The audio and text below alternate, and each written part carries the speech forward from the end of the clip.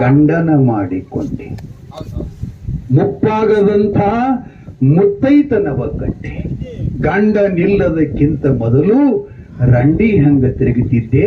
ಗಂಡ ಬಂದು ಎನ್ನ ಕೊರಳಿಗೆ ದುಂಡು ಮಾಲೆ ಧರಿಸಿ ಬಿಟ್ಟ. ಎಲ್ಲಿ ಹೋಗದಂತೆ ಮಾಡಿಬಿಟ್ಟ.